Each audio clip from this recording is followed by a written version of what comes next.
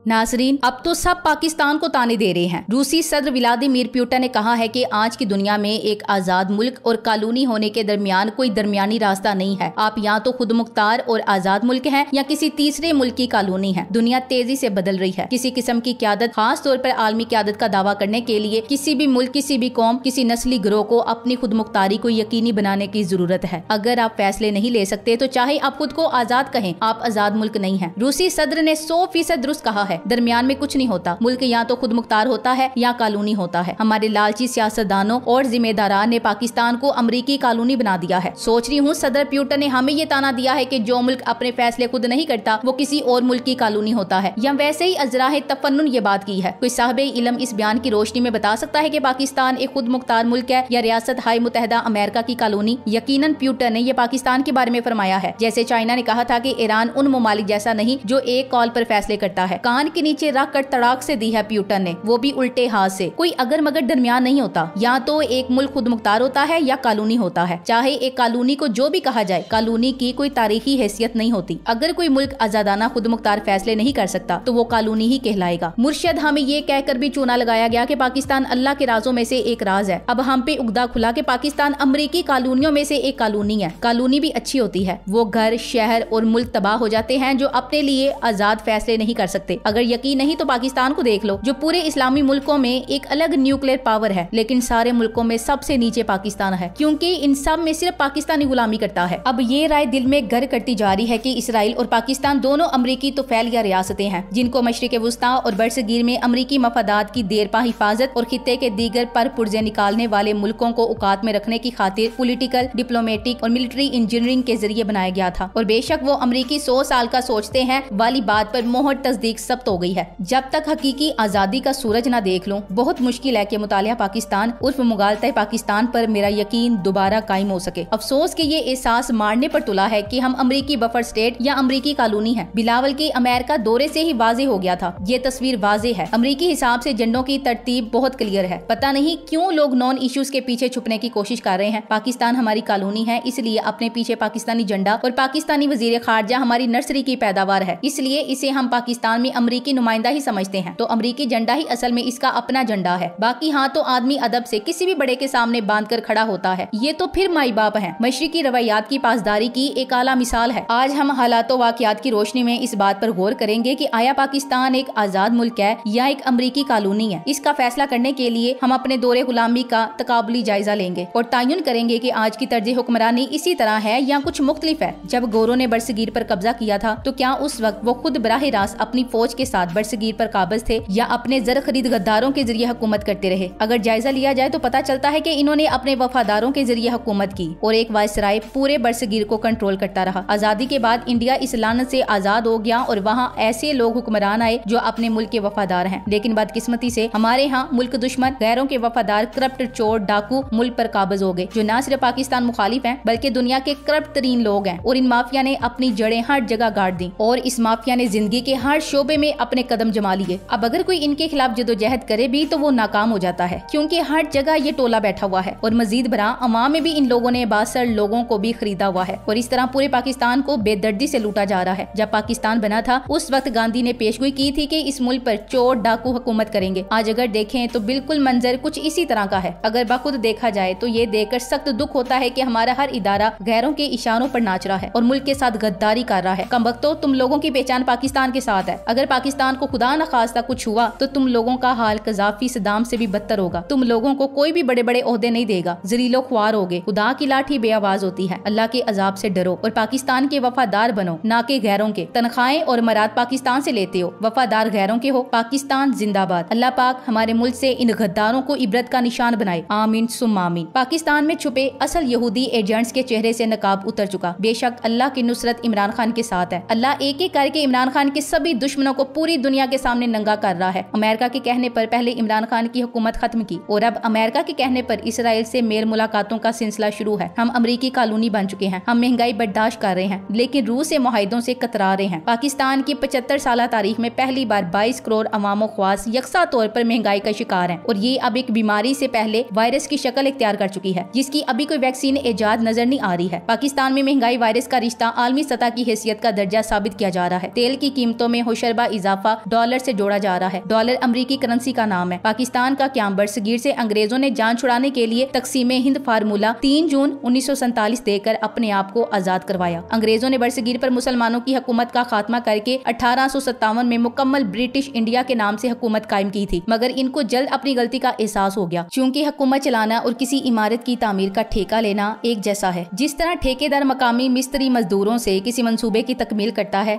इसी तरह अंग्रेजों को अपनी हुकूमत चलाने के लिए मकामी जेलदार, नंबरदार, चौकीदार, जागीरदार, दुकानदार, तहसीलदार, सूबेदार, हवालदार, फरमाबरदार, ताबियादार, खिदमतगार और इसी तरह के कई धारों की खिदमत लेना पड़ी, जिन्होंने अंग्रेजों को वो सबक सिखाया कि इसने बगैर किसी जानी नुकसान के बरतानवी इंडियन कॉलोनी को आजादी की शक्ल में यहाँ की आम आवाम को इन धारों के हवाले करके निकलने में आफियत समझी। उधर हिंदुओं ने भी मुसलमानों से आजादी हासिल करने के लिए मामूली एहतजाज करके क़याम पाकिस्तान में अपना हिस्सा डाल दिया। पाकिस्तान जिस आराम और सुकून से कायम हुआ, इससे कई गुना ये मसाइल का शिकार होता गया। वो पाकिस्तान जो तकसीमे हिंद फार्मूले के तहत बना, वो सिर्फ 24 साल सलामत रहा और उस वक्त की पाकिस्तानी आबादी का 60% हिस्सा बदतरीन अफरा तफरी का शिकार होकर मशरकी पाकिस्तान से बांग्लादेश बन गया। ये भी रिकॉर्ड का हिस्सा है कि अंग्रेज ने पाकिस्तान और हिंदुस्तान के दरमियान रियासत जम्मू कश्मीर का नया तनाजा पैदा करके आज की 1.5 अरब लोगों में एक दूसरे से ना हल होने वाला इशू छोड़ा। कश्मीरी पाकिस्तान को पसंद करते हैं, मगर हिंदुस्तान ऐसा होने नहीं देता। आलमी नक्शे पर अगरचा पाकिस्तान आ गया, मगर आलमी शैतानियत से पाकिस्तान महफूज नहीं है। इसके खिलाफ तरह तरह की साजिशें जारी हैं। खित्ते में पाकिस्तान की लोकेशन की बड़ी अहमियत है। गुज़श्ता 40 सालों पाकिस्तान के पड़ोसी 2 मुस्लिम ममालिक अफगानिस्तान और ईरान के साथ इंडिया की निस्बत ज्यादा कशीदा हालात ने पाकिस्तान की माइशत तबाह हो गई। पाकिस्तान इंडस्ट्रीज ना होने के बराबर है, सवाई कपड़े के फैक्ट्रियों के। मवासिलात के शोबे खसूसन गाड़ियों की दरामदाद ने पाकिस्तान को दिवालिया कर दिया। मेड इन पाकिस्तान कोई गाड़ी नहीं। पाकिस्तान में इस शोबे पर जापान, कोरिया और चीन का कब्जा है। पाकिस्तान की अशराफिया के पास दुनिया की महंगी तरीन गाड़ियां हैं, वो पानी या हवा पर तो नहीं चलती। पाकिस्तान ने अपनी तेल की जरूरतों और मांग को पूरा करने के लिए दुनिया के दूर दराज तेल की पैदावार मुल्कों से मुआहदे करके 22 करोड़ अवाम पर तेल छिड़क दिया। और माचिस की तीली किसके हाथ में दी, ये पाकिस्तान के अकले कुल के हामिल हुक्मरानों को भी पता नहीं। पाकिस्तान में इक्तदार की मसनद पर बैठने की आरजुएं लेने वाले ये किसी हादसे की सूरत में काबिज हुक्मरान एक दूसरे पर इस किस्म के हालात का जिम्मेदार करार देकर अवाम की तवज्जो हटाने में मसरूफ हैं। दुनिया के आलमी मालियाती इदारों के नरगे में फंसे हुए हैं। इस अवाम की सोच को किस तरफ ले जा रहे हैं। खसूसन रियासत जम्मू कश्मीर के असल इशू से तवज्जो हटाने से गुरेज किया जाए। पाकिस्तान का वजूद खित्ते में बड़ी अहमियत रखता है, इसका इदराक किया जाए और इस पर नजर रखी जाए। जिसके कहने पर तेल की कीमतों का छिड़काव करके इसके हाथ में तीली दी, बाकी सब खैरियत। जब हिंदुस्तान से अंग्रेज गया यानी कॉलोनी तबाह हुई, तो हिंदुस्तान के 2 टुकड़े हुए। अंग्रेज के जाने को आजादी का नाम दिया गया और इन 2 टुकड़ों को इंडिया और पाकिस्तान कहकर इन लोगों के जख्मों पे फाहा रखने की कोशिश की गई, जिन्हें इंडिया और पाकिस्तान के हिज्जे भी ना आते थे। ये नंगी अवाम, ये भूखी अवाम दोतियों के लांगड़े कसे अपने घरों से अपनी बैलगाड़ियां और मक्खन से बनी बहू बेटियां लेकर निकले और आजादी के सूरज के नीचे खड़े रह गए। Thanks for watching.